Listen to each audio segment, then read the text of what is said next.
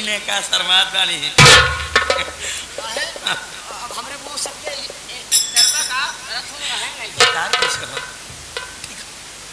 बता रहे भी पड़ भौजी हो नैहर में चाबी देख ले रहलू ना ससुर जी मोहन बहुत चाबा तो का दिखाए। ये चाबा क्या होता है देवर जी? छोट चाबी का हमन लोगन चाबी बोली ला बड़की चाबी चाभा बोली ला तो कहा देखा तारू भौजी हला ला चाभा अरे भौजी का हमारे अखियां फोड़े तई हां भौजी ओना के चाबी हो जेना में ई रहेला हिसाब से खर्चा करी हां के देख भौजी। अरे देवर जी इतनी छोटी चाबी किस चीज की है? क्या बात हो भौजी छोटवार सामान से बड़ा चौका तारू धोखा खैले बड़े का ई ओना के चाबी हो जेना में पूरा फैक्ट्री के हिसाब रहा। आ बड़की चाबी है वो तो तोर मौगी लेके भाग गइल ना रे कुकुर साहब और मेहरारू लग भाग गई हां जौना तलवा तोड़ के पैसवा निकल ले रहले ले भौजी हम जाता रे भौजी हां निकल हमको ला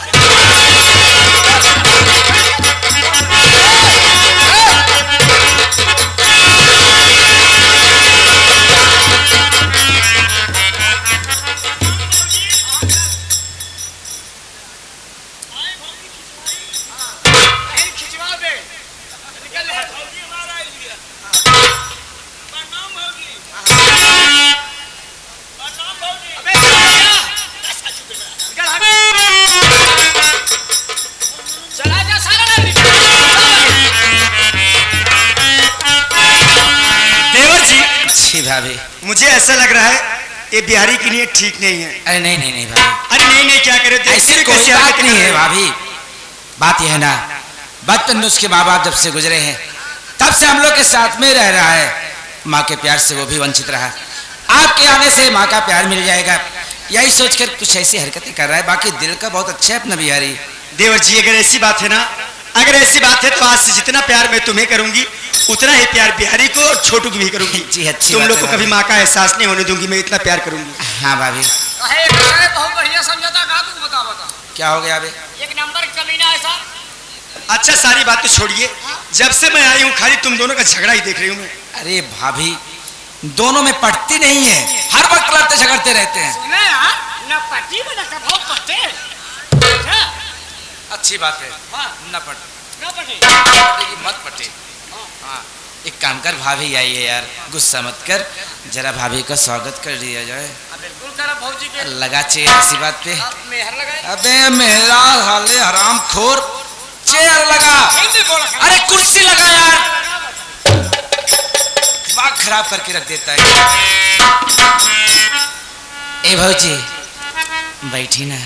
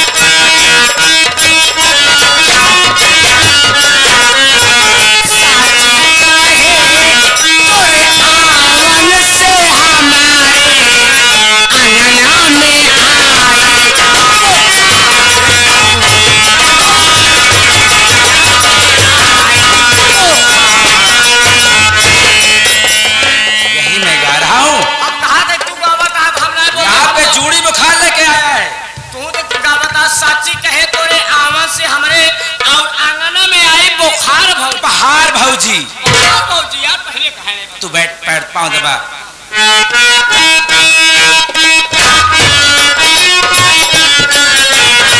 साची कहूँ तोहरे आवन से हमरे, साची कहूँ तोहरे आवन से हमरे, आज नाम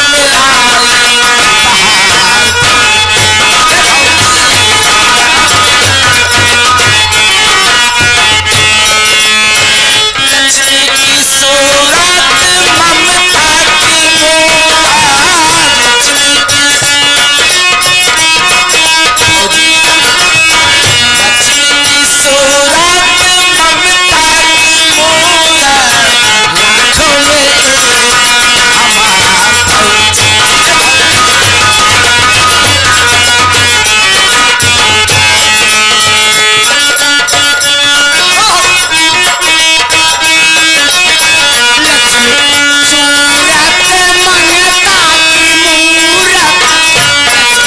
सूरत ममता की मूरत, लाखों में हमारा भौजी। क्या कह रहा है तू?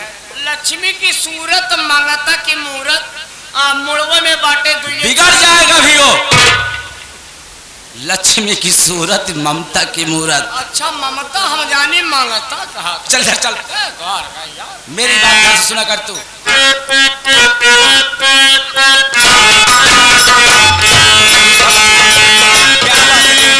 बहुत परेशान हो गया मैं बचपन से।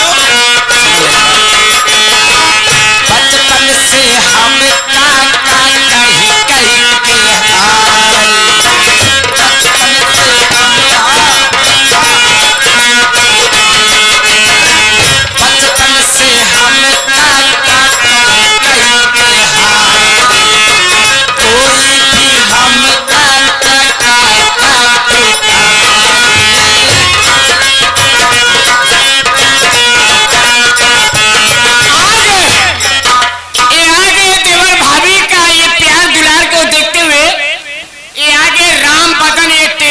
साहब, ये राम बदन ये टेलर मास्टर साहब, ये ग्राम सभा ये दिल्ली अमोलवा पवन धरती के रहने वाले हैं।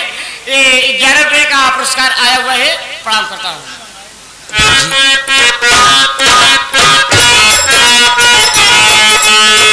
बचपन से हम काका कहीं कहीं के हारे, कोई भी हम काका काका करता भतीजा फुलवा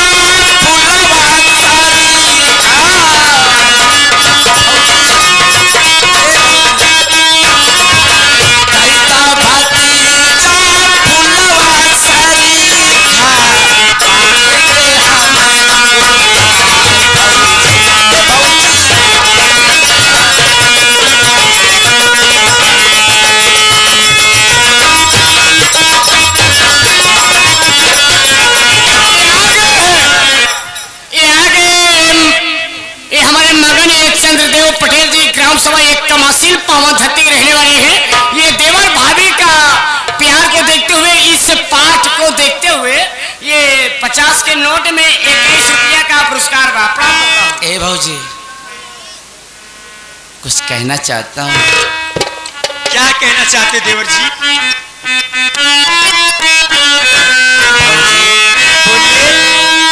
भौजी हमसे हंस बोले बतियावे के परी, दिल देवरो संग तो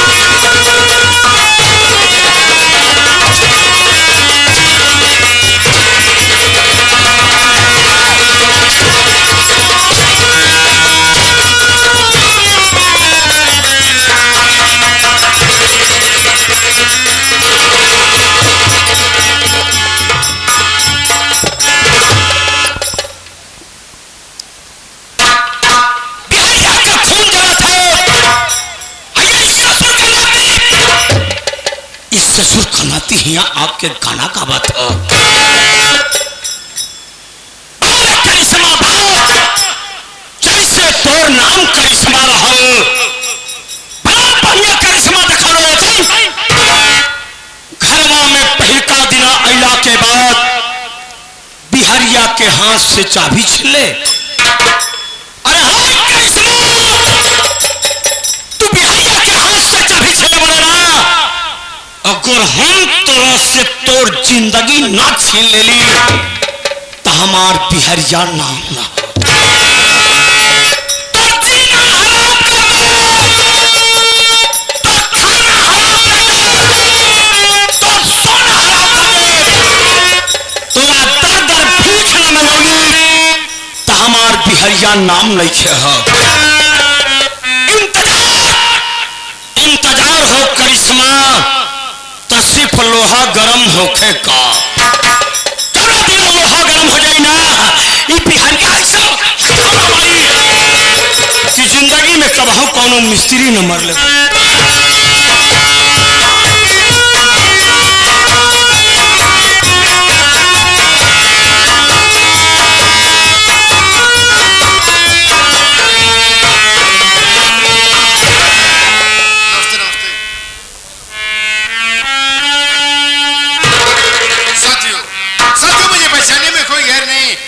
करिश्मा का भाई मदन। साथियों आप लोग की दया से भगवान की कृपा से आज मैं एक सरकारी डॉक्टर हो गया। कहो छोटू। बिल्कुल भैया, आप पढ़ा लिखे आप डॉक्टर बन गया। आज हम पढ़े लिखे हो तो ना सही थे कंपाउंडर बन गया हो। कंपाउंडर नहीं कहते कंपाउंडर कहते हैं। छोटू चिंता मत कर, जो दवाइयां सही सही तू मेरे साथ प्रैक्टिस कर और एक दिन जरूर कंपाउंडर बनेगा। ठीक है डॉक्टर साहब। साथियों छोटू मैं तुमसे बता देना चाहता हूँ कि जो मेरी छोटी बहन काजल नहीं थी, हाँ डॉक्टर साहब, जो मामा के घर पढ़ रही थी, हाँ जी जी, आज वो भी एक सरकारी डॉक्टर हो गई है। ये तो बहुत खुशी बात है डॉक्टर साहब। और उसकी ज्वाइनिंग बॉम्बे शहर में हुई छोटू। और एक हफ्ते में मैं भी बॉम्बे चला जाऊंगा। छोटू बड़े सर ने मुझे फोन किया था, ऑफिस में बुलाया है, मैं बड़े सर से मिलने जा रहा हूँ और तुम यहाँ की देख रेख करना और मरीजों के साथ कोई लापरवाही नहीं होनी चाहिए। चलता हूँ छोटू।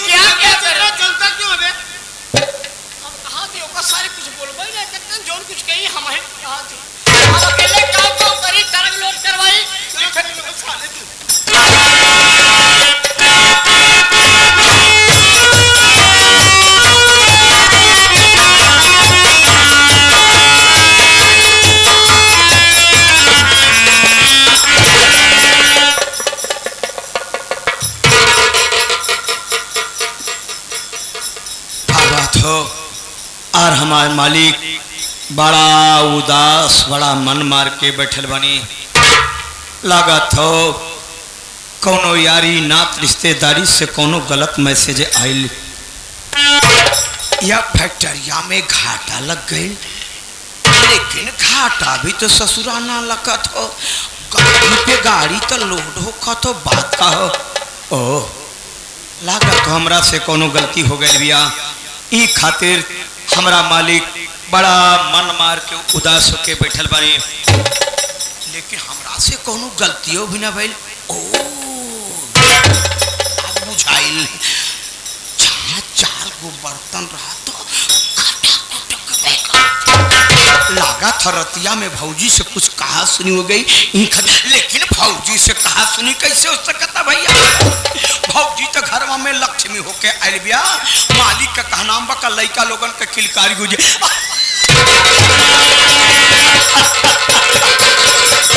ना करी मालिक, काहे चिंता कर ले बनी? पहले लइकवा हो जाई ना बाबू तो बड़ा बढ़िया बढ़िया नाम चुनले बानी। 4 ठा लड़का हुई ना, एगो का नाम टिंकू, एगो का नाम चंदन, एगो का नाम विशाल, एगो का नाम अनुज। हम ज्यादा बोल गए काम।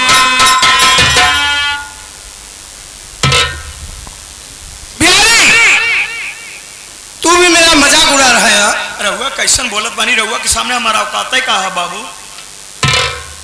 बिहारी करिश्मा को है इस घर में 10 साल हो गए। हम सोचा तानी परसों शादी के सालगिरह हो, शादी के सालगिरह मनाओ के ना, चिंता ना करी मालिक। एना बार एक मीठा और बड़े बर्फी, लड्डू, कटलेस, बालूशाही। बिहारी आवाज बढ़ी है। करिश्मा को है इस घर में 10 साल हो गए और 10 साल में करिश्मा से एक भी बच्चा पैदा नहीं हुआ। फैक्ट्री से घर आता हो तो घर काटने को दौड़ता है। तरवा लइका के खातिर उदास होके मन मार के बैठल बारी। छोड़ी मर्दवा लइका पैका त ससुरा हो खतर ही।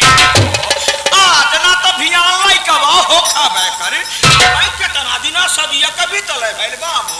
आखिर अपन लइका ना होई त क्यों के लइका का कोदना मलेली हल जाई।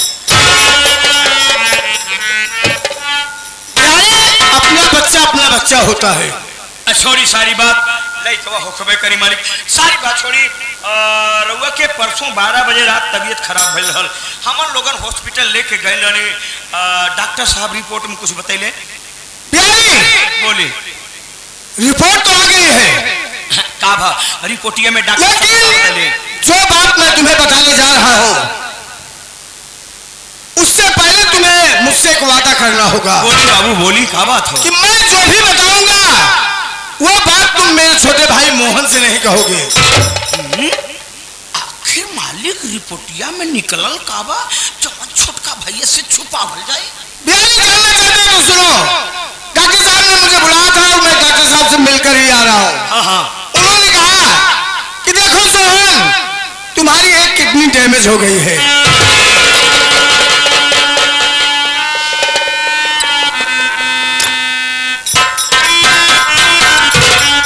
तो रउआ का एगो किडनी डैमेज हो गई बिया? हाँ बिहारी। मालिक बिहारिया इतना दिन चुप रहा, लेकिन अब बिहारिया ना चुप रहे। कहावत कहा गई बात कि बिना विचारे जो करे सो पाछे पछताए और काम बिगाड़ो अपनो जग में हो थसाए। पहले कहते नहीं करिश्मा कुलक्षणी हो, एक आंख भूर हो, एक लड़का पैकन हो। अरे सोची माली सोची, बीमारी रउआ से ससुरी 3 किलोमीटर दूर रख के बात करत रहल। आज वो किडनी खराब हो गई बा। दूसरका किडनी के का भरोसा ये बाबू। और सुनी आज शादी के 1 2 3 ना बल्कि 10 साल बीत गई और करिश्मा के पेट से 1 गो लड़का ना भइले। आज 10 साल बीत गई लड़का ना भइल। अब का लुआ मैंने जिंदगी में सबसे बड़ी भूल किया है। एक बार सुन ला मालिक, हर तरह कितना भी नीमन होखे, कितना भी तैयार होखे, जौना घरा में लइका लोगन का किलकारी न गुजत हो, घर ना साथ पूरा तुम ठीक कह रहे हो बिहारी।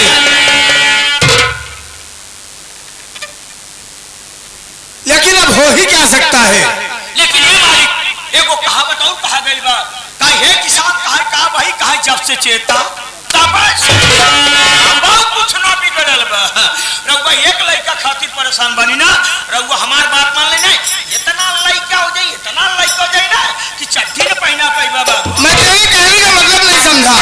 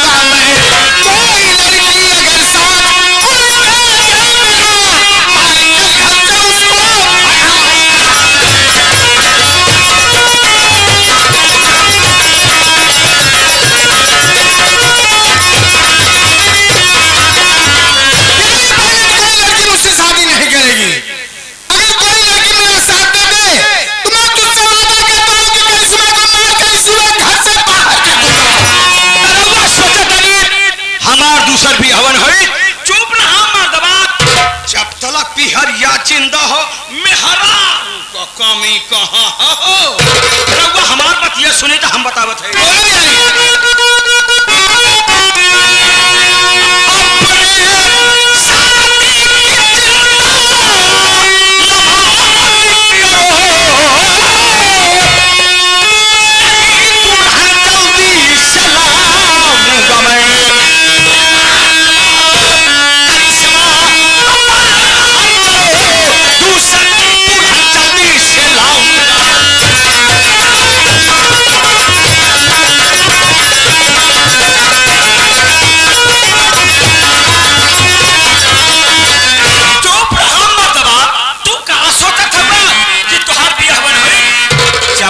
बिहारिया जिंदा हो मेहरा का कामी कहावा हो।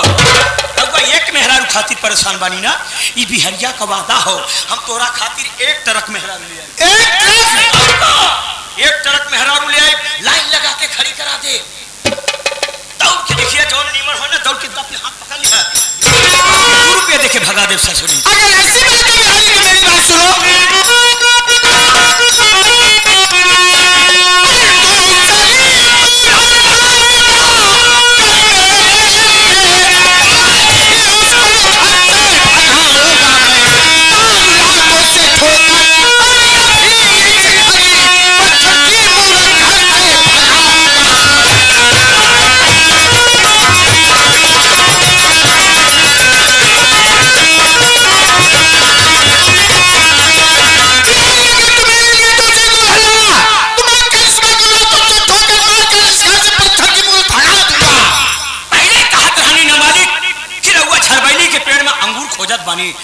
खोजला कांटा चुभल ना। तुम ठीक कह रहे हो बिहारी। हे मालिक सोची रउआ तो पढ़ले लिखले बानी, बिहारिया अनपढ़ कमार अंगूठा छाप हो। सोची मालिक जवन लड़की शादी के पहला अपन मतारी बाप भाई बहन छोड़ के आ सका था, वो लड़की का कैटर कौन तरीका हो। ठीक है बिहारी। कहूँ ऐसा तो रहो मालिक रउआ के दौलत भी आयल हो सकता है कौनो दिन सुबेरे चाय में जहर मिला के दे दे, रउआ पी ले बा, मुझे बस सारी दौलत लेकर अपना भाई के पास चल जाए। तुम ठीक कह रहे हो बिहारी, ऐसा ही होगा। हे मालिक इलाही रउआ तो फैक्ट्री आवत बानी जात बानी, रउआ तो कुछ देखते नहीं बानी, कहा सही कहा गलत हो। भैया मोहन से ससुर फुसुर बतलात हो, कान पक जा रहा है। तू न गुरचूटा भैल बानी हो। जब देखो 24 घंटे उसी के पास छूटा रहता है। अगर थोड़ी देर के लिए भी अलग हुआ तो लगा दिया हरामजादा कान से बहुत बार करता रहेगा। एक बात बताइए, एक बात सचो बताइए मालिक रउआ तो प्यार कर ले बानी, करिश्मा गरीब घर का लड़की हो कि अमीर घर का? करिश्मा निहायत गरीब घर की लड़की है। गरीब घर का यही बिना तक कहावत कहा गई बाबू, अमीरन का खेती और गरीबन का बेटी के कौनो भरोसा। तुम ठीक कह रहे हो मालिक हमार बात नहीं भगा तक के समा ससुरी के अब तोहरा खातिर इतना नीमन मेहरारू ले आई ना, पूरे दयाल में केहू के मेहरारू होई मर दादा।